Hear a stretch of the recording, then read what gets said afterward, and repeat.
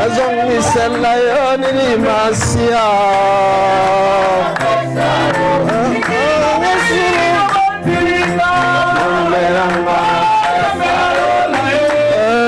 napesa yo nini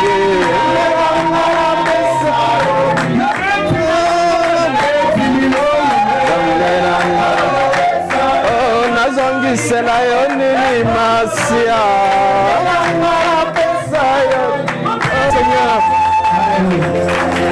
on se met. Donc le Seigneur est tellement merveilleux qu'il veut c'est que nous puissions être heureux aussi. Tu es bon, il est bon notre Dieu. Raison pour laquelle nous allons continuer à parler tout simplement de ces géants qui nous bloquent. Mais le plus grand géant de tous reste le péché. C'est le péché qui reste le géant qui nous embête et qui nous dérange afin d'atteindre la destination. Notre destinée est freinée par le péché. C'est vraiment freiné parce que quand vous êtes environné du péché, vous ne savez pas avancer. Parce qu'un géant c'est quelque chose qui bloque. Tu ne veux pas que tu puisses atteindre un objectif. Raison pour laquelle, bien aimé, nous allons lire dans Romains 12. Nous allons lire dans Romains 12 du 1er jusqu'au 2e verset. Celui qui a trouvé, il peut lire.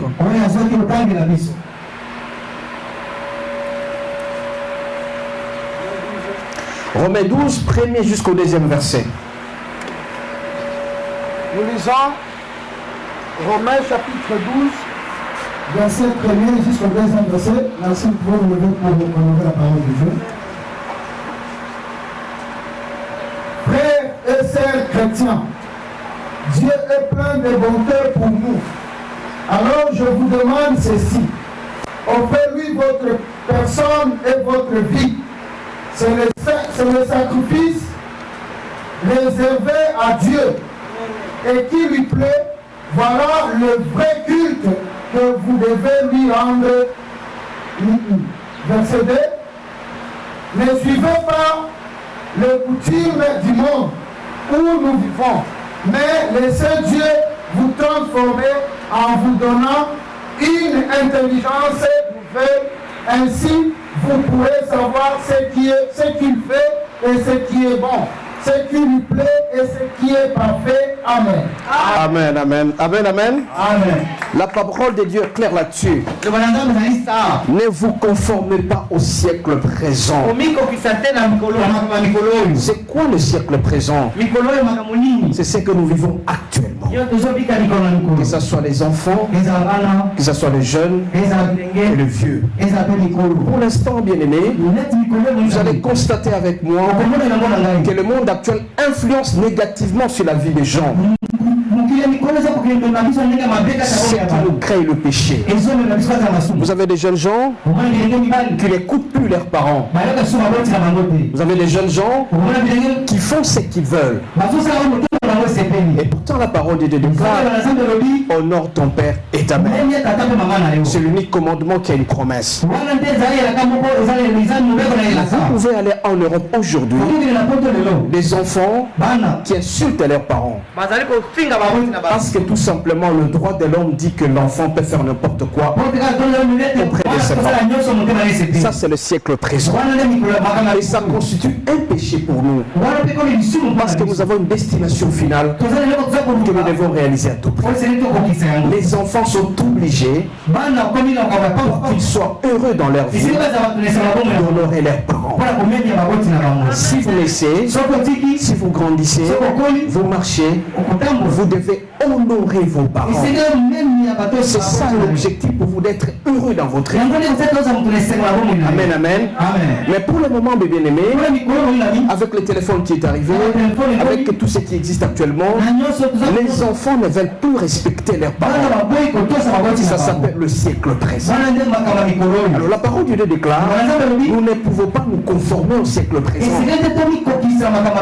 Si nous donnons une très bonne éducation à nos enfants, nous enseignons aux enfants comment vivre toujours avec Jésus-Christ, vous allez voir, bien aimé, ces géants-là vont disparaître. Donc le siècle présent constitue pour nous un frein pour aller de l'avant. C'est aussi un géant. Amen, amen.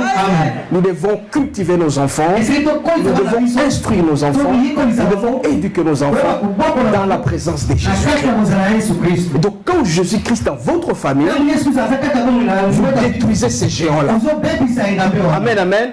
Ces géants ne viendront pas chez vous. Pour la nécessité, bien aimée, de faire en sorte que nos enfants connaissent bien la Bible. Et quand les enfants connaissent bien la Bible, notre vieillesse sera assurée. Amen, amen. Parce que les enfants, tout ce qu'ils font actuellement, eux aussi vont payer ça pour leurs enfants. Amen, amen. Donc les enfants sont appelés à être honorés leurs parents. Et quand ils vont honorer leurs parents, ils auront une longue vie. 2, ils seront heureux dans leur vie. 3, ils auront la richesse avec eux. 4, ils seront dans la paix. Nous nécessitons, bien aimés, d'éduquer nos enfants dans la parole de Dieu. Ne suivons pas le siècle présent. Le siècle présent, c'est la télévision, ce sont des téléphones, des insultes, la musique, tout ça. Nous devons éviter ça dans nos enfants. Amen, amen. Parce que nous ne vous conformez pas au siècle présent. Ça, c'est le premier élément, très important. Amen, amen. Deuxième élément, bien aimé, c'est la soumission. L'homme doit se soumettre et la femme aussi doit se soumettre. Parce qu'actuellement, bien aimé, avec le droit de la femme, et on dit que l'homme et la femme sont égaux. On ne dit ce qu'on ne vient pas. Mais qui a été créé le premier? Qui a été créé le premier? C'est l'homme qui a été créé le premier. Et la femme est sortie de la côte. Dans un foyer bien aimé, pour éviter ce que le géant entre dans votre famille, la femme doit se soumettre. La femme doit se soumettre. C'est quand elle va se soumettre que le foyer sera très heureux. Vous pouvez aller aujourd'hui en Europe, quelqu'un s'est marié le lundi, le samedi il divorce. Parce que tout simplement la femme n'est pas soumise. Amen, amen. C'est un géant qui nous bloque pour aller derrière. Nous nous conformons au siècle présent. Parce que la femme a étudié, l'homme a étudié, la femme ne respecte plus. Et ça, c'est un péché. Ça constitue un géant dans notre vie. Amen, amen. Nous devons éviter cela. En plus de cela, mes bien-aimés, actuellement, vous avez des hommes qui se marient entre eux. Ça, c'est l'abomination. Sur le siècle présent. Et ça va freiner notre vie. À l'étranger, les femmes qui se marient entre elles. Ça, c'est le siècle présent. Bien aimé, ça constitue sur les géants pour aller. C'est pourquoi la parole de Dieu déclare: nous ne pouvons pas nous conformer au siècle présent. Nous sommes appelés à aller de l'avant en appliquant tout simplement la présence de Dieu. Je vous ai dit à l'introduction, chaque homme, chaque femme a un objectif à atteindre. Chaque homme, chaque femme a une destination. Quand un enfant naît, c'est pour qu'un jour qu'il devienne ministre, qu'il devienne pasteur, qu'il devienne médecin, qu'il devienne pilote. Ça s'appelle la destination finale. Mais pour atteindre cette destination, il doit aller sur une seule ligne. C'est la présence de Dieu. Amen, amen. Vous devez avoir cette présence de Dieu. C'est pourquoi, bien aimé, dans Jérémie 29, verset 11, on peut lire là-bas, on peut lire. Jérémie 29, verset 11. Jérémie 29. Verset 11. Oui. On dit ceci. Verset 11. Oui. Oui, moi le Seigneur, je connais les projets que je forme pour vous. Je les déclare. Ce ne sont pas des projets de malheur, mais des projets de bonheur. Je vais vous donner un avenir plein d'espérance. Amen. Amen, amen. Amen. La parole de Dieu est claire. Donc Dieu a pour nous un projet de bonheur, un projet de paix. Et donc pour avoir la réalisation de ce projet de paix, nous devons tuer ces géants-là. Ces géants s'appellent le péché. Donc, si nous nous conformons toujours au siècle présent, on n'aura jamais le bonheur, on n'aura jamais la paix, on ne sera jamais en paix, notre santé ne sera jamais heureuse. C'est pourquoi le Seigneur nous demande de marcher rien que selon sa volonté. Ne nous conformons pas au siècle présent. Le jeune fille actuellement, elle se promène nue comme ça. Donc gorge ouverte, le ventre ouvert. Ça, vous conformez au siècle présent. Le Seigneur n'aime pas ça. Amen, amen. Alors si vous vous exposez comme ça, votre nudité est exposée, le Seigneur va vous quitter carrément. Parce que vous suivez ce que vous voyez à la télévision. Amen, amen. Vous devez éviter les péchés. C'est pourquoi, bien aimé, le Seigneur nous demande de nous approcher de lui parce qu'il a un bon projet pour nous. Je vous ai dit à l'introduction que les enfants doivent honorer leurs parents. Nous devons les instruire selon la volonté de Dieu. Dans chaque maison, il faut qu'il y ait la présence de Christ. Celui qui connaît le Christ, les enfants sont instruits en Christ. Celui qui connaissent le Christ, à ce moment-là, ils seront heureux dans leur vie. Et vous allez voir, quand un enfant honore son père et sa mère, il va atteindre facilement 100 ans. Il n'aura jamais la pauvreté parce qu'il suit ce que les parents lui disent. Amen, amen. Celui-là, il sera très heureux. Dans un foyer, dans un couple où l'homme est fidèle à sa femme, qui ne commet pas le péché, en tout cas le Seigneur sera là. La pauvreté sera épargnée. Dans un foyer où la femme est soumise, le Seigneur sera là. Et vous serez très heureux. Amen, amen. Nous avons dit tout à l'heure que notre corps, ma tête, mes mains, mon corps sont les instruments du Christ. Alors quand nous utilisons tout ce que nous avons dans notre corps pour Dieu, nous serons heureux dans notre vie. Il n'y aura plus de géant dans notre vie.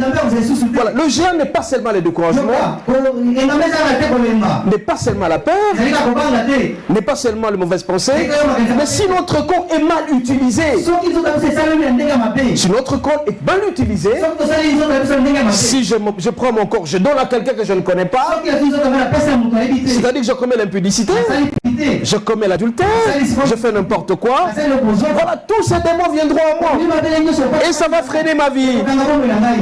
Amen, amen. Et ça, c'est un géant. On va se poser la question, pourquoi chez moi ça ne marche pas? Parce que j'ai installé un géant dans moi. Donc notre corps est là pour la gloire de Dieu. Donc si notre environnement est dans les péchés, on ne saura jamais atteindre l'objectif. Notre objectif, bien aimé, c'est d'être très heureux. Dans la vie de chacun, il y a une destinée. Il y a des gens qui sont nés pour être seulement ministres. Donc, un enfant né à 0 ans, à 50 ans, il doit être ministre. Mais s'il rencontre le géant le long de sa route, est-ce qu'il va atteindre l'objectif? S'il a la peur, s'il a le découragement, s'il commet les péchés, il ne va jamais atteindre l'objectif.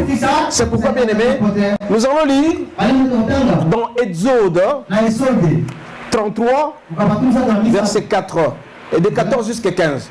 Exode 33, 14, 15. 14, 15. Nous lisons le livre d'Exode, chapitre 33, verset 14 jusqu'à 15. Nous lisons cela au nom du Seigneur Jésus-Christ. Le Seigneur répondant à Moïse, je viendrai moi-même vous conduire. Tu n'as pas de souci à te faire. Moïse continue. Si tu ne viens pas toi-même avec nous, ne nous commande pas de quitter ces lieux. Amen. Amen. Amen. Ça, c'est le dialogue entre Dieu et Moïse. Très bien l'histoire. Sans Dieu, nous ne pouvons absolument rien. Et c'est avec Dieu seul que nous pouvons réaliser. Amen, amen. C'est très important, bien aimé. Nous allons aussi lire dans Genèse 12. Genèse 12, verset 1 jusqu'au 9. Il faut lire trop vite. Genèse 12, 1 jusqu'à 9. Nous lisons cela au nom suprême de Jésus-Christ. Le Seigneur dit à Abraham, quitte ton pays, ta famille et la maison de ton père. Puis va dans le pays que je vais te montrer. Je ferai naître de toi un grand peuple. Je te bénirai et je rendrai ton nom célèbre. Je bénirai les autres par toi. Je bénirai ceux qui te béniront. Je maudirai ceux qui te maudira. Par toi, je bénirai toutes les familles de la terre. Abraham s'en va comme le Seigneur l'a commandé, et son neveu Lot partant avec lui. Au moment où il quittait Haran, Abraham a 75 ans. Il prend avec lui sa femme Sarai et son neveu Lot. Il emportant toutes leurs richesses. Il amena aussi tous les esclaves qu'ils ont achetés à Haran, et ils vont vers le pays de Canaan. Amen, amen.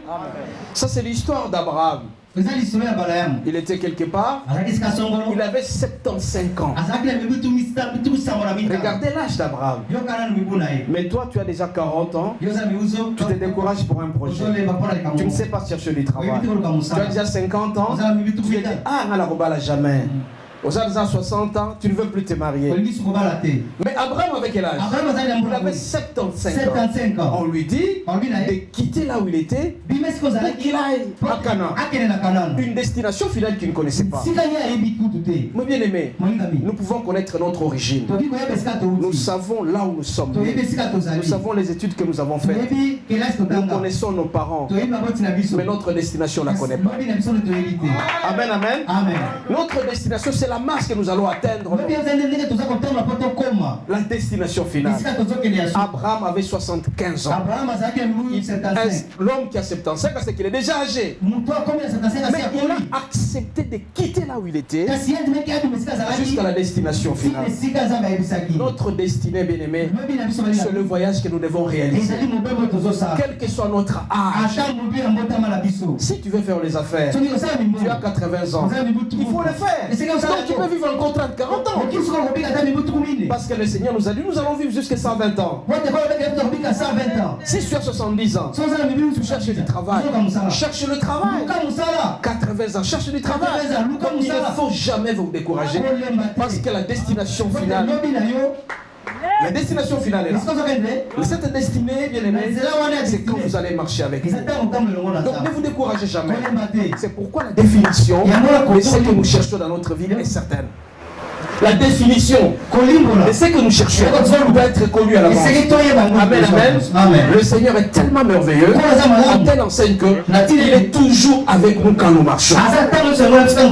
Nous sommes en train de parler de géants. Donc il y a des gens qui pensent qu'avec l'âge, ils ne savent pas aller. Mais la parole de Dieu déclare ici que Abraham sera la source de toutes les bénédictions.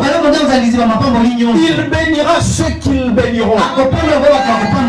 Il maudira ceux qu'ils maudiront. Dans ta bouche, qu'est-ce qui sort? Est-ce que c'est la malédiction? Est-ce que c'est la bénédiction? Amen, amen. Tu dois toujours te poser la question. Un homme, depuis le matin jusqu'au soir, s'il ne fait que bénir, s'il fait seulement bénir, soit loin, il ne parle jamais du mal de quelqu'un. Vous allez voir, celui-là sera très heureux dans ça. Mais il y a des gens depuis le matin jusqu'au soir, ils ne font que se plaindre. Le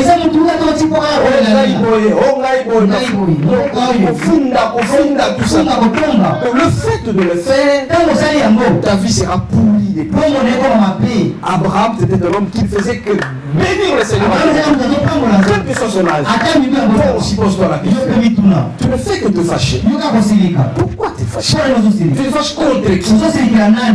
Si tu te fâches contre la vie se fâchera aussi contre toi. Raison pour laquelle un homme souriant, c'est un homme qui sera toujours heureux. Abraham était un homme. Abraham était un homme qui faisait que bénir le Seigneur. Partout il arrivait, il bénissait le Seigneur. Parce que c'est sa destination. Donc ne regardez pas, bien aimé, votre âge. Ne maudissez pas. Et tout ce que tu vas faire comme promesse, il faut réaliser. Amen, amen. Il y a des jeunes gens ou des hommes, ils promettent quelque chose à Dieu. Quand tu fais un vœu auprès du Seigneur, regardez ici, Dieu a demandé à Abraham de quitter avec une promesse à la fin. Donc il y avait la promesse, il y avait un processus pour atteindre, et c'est ce qu'on appelle la performance à la fin. La promesse était d'arriver à Canaan. Toi aussi ta promesse pour que tu aies beaucoup d'argent. Ta promesse pour que tu sois en très bonne santé. Ta promesse pour que tu réussisses ton ministère. Le ministère, c'est que vous devez réussir votre ministère. Cette promesse, vous devez la réaliser. Mais comment réaliser cette promesse? Il y a un processus. Le premier processus, c'est quoi? C'est de tuer certains gens. Deuxième processus, c'est de réaliser toutes les promesses. Quand tu dis au Seigneur, chaque jour quand je serai à l'église, je vais laisser une offrande. Il ne faut jamais aller au premier Seigneur sans offrande. Amen, amen. Quand tu dis au Seigneur, si tu me donnais la grâce de me marier, je te louerai tous les jours. Mais il y a des gens, le Seigneur lui accorde le mariage, mais il ne sait plus le louer. Toute sa vie, c'était devenu l'homme seulement. C'est son mari seulement. C'est son mari seulement. Donc tu commences à déifier ton mari à la place de Dieu. Amen, amen. Donc faisons attention à ce que nous sortons de nos bouches. Quand il y a des gens, par exemple, le Seigneur lui donne du travail. Seigneur, si tu me donnes du travail, je vais donner ma dîme. On lui donne du travail, on commence des explications. Attention, le Seigneur écoute tout ce que nous lui disons. Donc tout ce que nous sortons de nos bouches, nous devons respecter ça. Ce sont les vœux que nous faisons auprès. Donc, vous allez remarquer dans la plupart des gens, la vie des gens est polluée. Ils ont fait le vœu auprès du Seigneur, mais ils sont oubliés. Amen, amen. Regardez Abraham.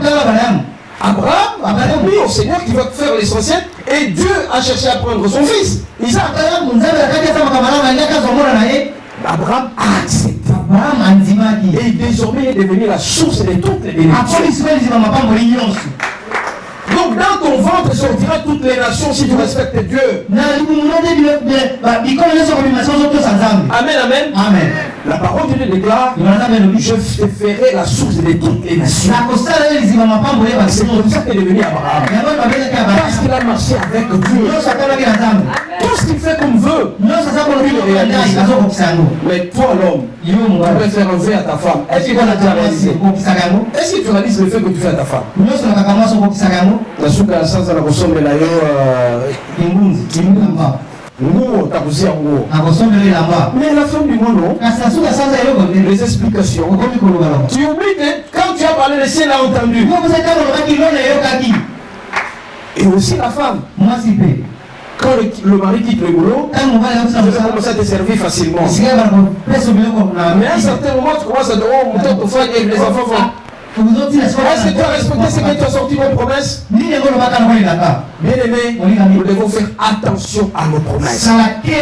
Ça constitue des géants dans notre vie.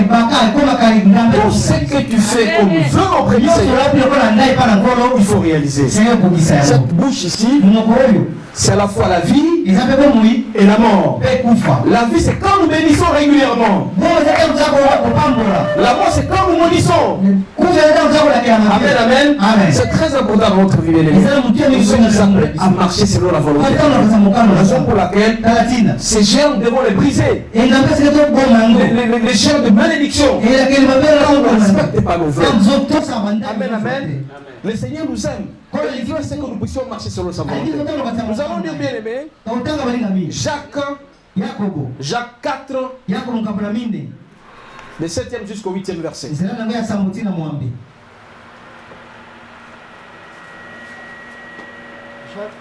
Jacques 4, 7, 8. 4, verset 5 à 8. 7, 8. Verset 7 à 8. Nous lisons cela au nom de Jésus-Christ. Amen. Alors, obéissez à Dieu, mais résistez à l'esprit du mal, et il va fuir loin de vous. Approchez-vous de Dieu, il s'approchera de vous.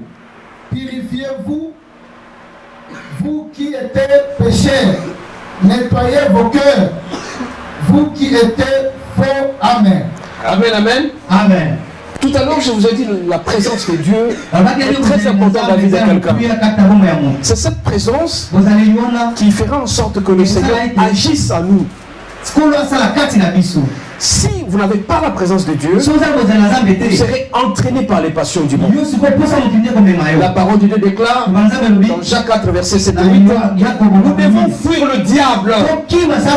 Donc toutes les occasions que le diable va nous donner, c'est pour nous freiner dans notre vie. Tu peux arriver dans un bar, par exemple, tu dis qu'il fait très chaud, tu veux prendre de l'air. Mais quelqu'un te présente la bouteille de Primus. Parce que tu t'es retrouvé seulement dans le bar. Tu seras tenté de boire, vrai ou faux. Quand tu bois, tu détruis ton temple. Alors la parole de Dieu déclare, nous devons fuir tous ces milieux-là. Nous avons plusieurs occasions d'aimer. On donne toujours l'occasion de pécher. Tu peux arriver quelque part, les gens sont en train d'insulter. Donc au fur et à mesure, tu restes à côté des gens qui insultent. Au fur et à mesure, tu restes avec eux. Tu seras transformé. Et tu vas commettre les péchés. Nous devons fuir ces péchés. Bien aimé, nous avons l'obligation d'évoluer dans notre vie. Parce que nous avons notre destination finale.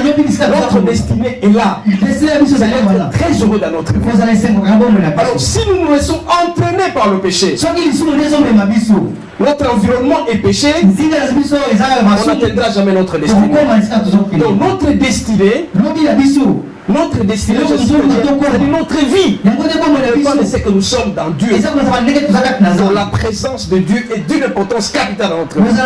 Donc si vous n'avez pas la présence de Dieu, et cette présence de Dieu ne peut venir que dans la parole de Dieu. Amen, amen. Est-ce que nous avons le temps d'écouter la parole? Je suis très content parce que au fur et à mesure que nous avançons, il y a des gens qui écoutent sérieusement la parole de Dieu. Et quand plus vous allez écouter, plus vous serez transformé. Plus vous allez écouter, plus vous allez fuir le péché. Mais plus vous allez vous approcher des pécheurs, plus vous serez pécheurs. Et plus vous aurez des démons, plus vous aurez des géants. Et ce sont ces géants qui vont vous détruire. Amen, amen. D'où la conséquence, bien aimé, de fuir les péchés. Particulièrement l'impudicité. Amen, amen. Amen. Les gens toujours disent que pourquoi tu assistes sur l'impudicité. Parce que je sais que c'est le péché qui freine beaucoup de projets. Un homme qui se donne à l'impudicité, cet homme-là sera malheureux toute sa vie. Parce que l'impudicité qui engage notre esprit, notre âme et notre corps, s'engage le tout à la fois. C'est la transmission de tout ça qui viendra installer les démons à nous et installer tous les géants à nous. Tout ce que nous avions comme destinée, pour atteindre là, ça sera impossible de le faire. Parce que nous avons avalé beaucoup de démons à nous. Amen, amen. C'est un péché très dangereux. C'est ce péché-là, quand il entre en nous, il nous écrase complètement. Nous avons toujours demandé à la jeunesse de se donner au Seigneur, de fuir ces péchés-là. C'est un péché qui nous salit. À travers ces péchés, bien aimés, ce sont les maladies qui nous sont transmises. Toutes les maladies. Les gens sont malades aujourd'hui parce que tout simplement ils se sont donnés à ces péchés-là. Et c'est un géant qui bloque. Vous allez remarquer un étudiant qui était très brillant, mais arrivé à un certain moment, il ne sait plus avancer. Parce que tout simplement, il a avalé les démons, il a reçu tous les gens en lui, et il ne sait pas avancer. Amen, amen. Vous avez des hommes qui allaient très bien dans leur travail, mais quand ils ont goûté dehors, tout est arrêté. Un géant s'est présenté, il ne sait pas avancer. Amen. Bien aimé, le géant brise notre destinée. Le péché brise notre destinée. Nous avons l'obligation de les tuer. Et comment les tuer? Tout simplement à travers la prière. Amen. Tout simplement à travers la prière. J'ai une chanson sur la prière. On va chanter. La prière est une puissance. La prière, c'est la solution. La prière, c'est un dialogue d'un chrétien avec son Dieu. On peut se mettre debout pour chanter. La prière est une puissance. La prière, c'est la solution. La prière, c'est un dialogue d'un chrétien avec son Dieu. Oh, prière, c'est une puissance. La prière, c'est la solution. La prière, c'est un dialogue d'un chrétien avec son Dieu. Oh, prière, la puissance. La prière, c'est la solution. La prière, c'est un dialogue d'un chrétien avec son Dieu. Amen. Amen. Je disais donc que pour éviter tous ces problèmes-là, pour écraser tous ces géants, pour avoir la présence de Dieu, pour vivre la gloire de Dieu, l'unique solution, c'est la prière. C'est la prière qui est un contact entre nous et Dieu. Si on est branché auprès du Seigneur, le Seigneur sera en nous et sa présence sera manifestée. Tout ce que nous allons faire va nous réussir. Et par contre, bien aimés, si nous ne sommes pas dans la présence de Dieu, tout n'ira jamais mieux. La présence de Dieu à travers la prière. La prière, c'est un dialogue entre l'homme et Dieu. Donc tu parles avec Dieu. Regardez comment Moïse parlait avec Dieu. Il lui a dit, mais Seigneur, je ne sais pas marcher seul sans toi. Comment vais-je marcher si jamais tu n'es pas avec moi? Je ne peux réussir que si jamais tu venais à côté de moi. À ce moment-là, je vais réussir. Donc c'est un dialogue entre Moïse et Dieu. Est-ce que toi aussi tu as déjà eu un temps où tu parles avec Dieu? Tu échanges avec lui. Tu dis, mais Seigneur, j'ai un tel projet. Regarde-moi, Seigneur, j'ai un tel projet. Je veux me marier. Qu'est-ce que tu penses? Je sais que je n'ai pas de moyens, mais c'est toi qui pourvois. Vous savez ce que ça s'appelle? Ça s'appelle le développement de la foi. Là, tu augmentes ta foi. C'est comme si tu parlais avec Dieu. Tu dis, mais Seigneur, mais je veux réussir mon pari. Ah ben écoute, moi je veux réussir. Fais tout pour que je réussisse. Si c'est un projet, ça va réussir. Même si j'ai 70 ans, Seigneur, je vais trouver du travail. Ce travail, j'ai besoin de ça. Mais alors, bien aimé, quand tu trouves le travail, cet argent ne sera pas seulement pour toi seul. Nous avons une grande confusion. Quelqu'un a du travail, il pense que c'est pour lui seul. La parole de Dieu déclare qu'Abraham était la source de toute la bénédiction. La source de toute la bénédiction. Joseph était devenu source de toute la bénédiction. Est-ce que toi tu vas commencer à donner aux autres? Dans nos familles bien-aimées, quelqu'un a du travail, il est égoïste. Il ne sait jamais donner aux autres. Et puis voilà, il n'y a que lui seul qui consomme. Il a un salaire, il s'en fout de la dîme, il s'en fout des autres, il ne peut bouffer que seul. Le Seigneur demande à ce que nous puissions partager. C'est lui qui donne, c'est celui qui recevra beaucoup plus. Est-ce qu'il y a un kabaka? Tu es béni dans la pauvreté. Parce qu'on appelle ça un kabaka. Le moment où on a un flambeau. Bien aimé, il faut au Kabola. Il faut qu'on paye ça à Badou Soussou. Si vous avez 10 francs, il faut consommer 3 francs. Le reste là, on paye ça à Soussou. Amen. On paye 10 manzans, mais là, on Soussou au Kabola. Mais tu ne seras jamais heureux ou heureuse si jamais tu ne sais pas partager. Mais la parole de Dieu on bénira ceux qui te béniront. Ce qu'on se fait, ça moutou, en contrepartie, le Seigneur agira positivement. Mais pour nous, vraiment, on peut ça jamais moutou là. Donc, quand tu as quelque chose, tu fais tous les calculs du monde entier. C'est pas intéressant. Le Seigneur nous demande de pouvoir partager. Donc, il y a aussi l'égoïsme qui constitue un géant. Parce que l'égoïsme est un géant en nous. Il faut partager. Papa Michel, si on paye sur 1000 francs, Kabaka 500 francs, on paye sur mon tour. Amen, amen. Mais si on te donne 10 francs, pasteur Robert, tu commences à faire le calcul. Donc tu vas il faut éviter de tout consommer seul. Si tu ne consommes pas tout seul, tu verras que ça va revenir de plus. Amen, amen. Pourquoi les veuves existent? Pourquoi les orphelins existent? Pourquoi les assistent? Mais toi tu as l'argent, tu peux faire rester seul, consommer seul, sans partager. Mais si tu ne sais pas partager, la parole est claire là. On bénira ceux qui béniront. Mais si toi tu ne les donnes pas, tu dois être sûr et certain qu'à un certain moment ça va finir. Raison pour laquelle tu dois savoir partager. Donc, un géant aussi dans notre vie, c'est l'égoïsme. Il faut savoir partager. Bien aimé, seul on est incapable. Mais sollicitons souvent la présence du Saint-Esprit pour réussir le pari. C'est le Saint-Esprit seul peut nous aider à surmonter les dangers.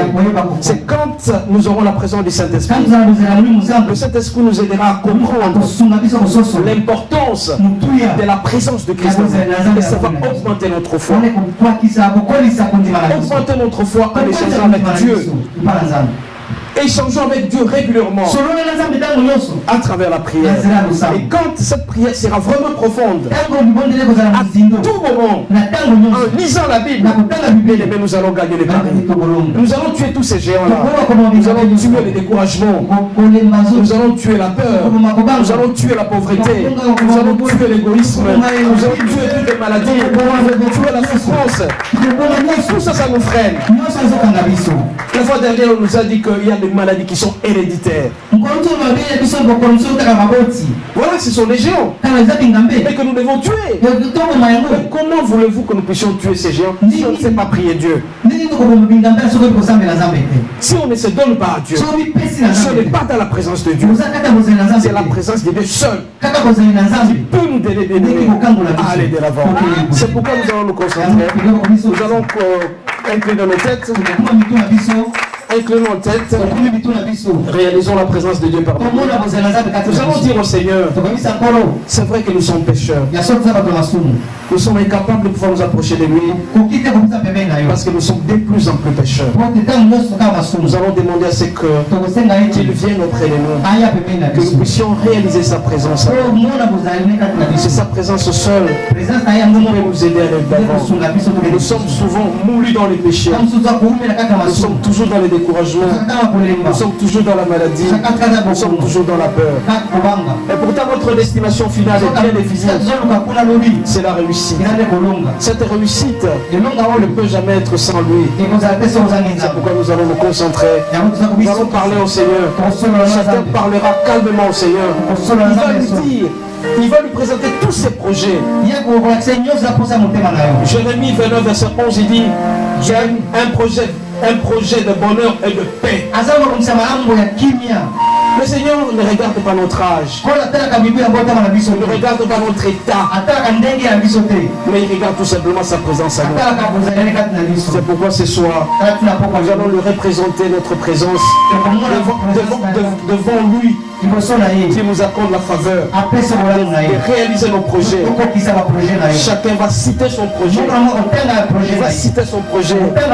Si c'est pour le ministère, si c'est pour la pastorale, si c'est pour les études, si c'est pour le mariage, si c'est pour le travail, qu'il dise ça au Seigneur, qu'il parle avec eux. Regardez, Moïse a parlé avec Dieu comme un ami. Toi aussi tu veux parler. Nous le faisons au nom de Jésus.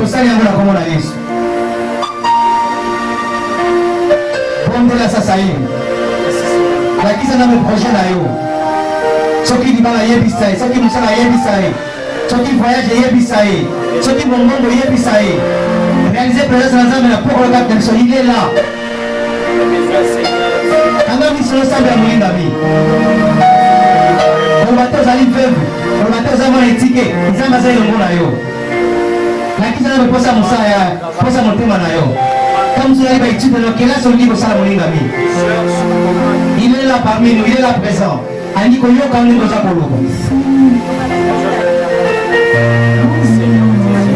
okanga muno ko teza ko zo kanga destiny na yo yebisa nzambe posa motema na yo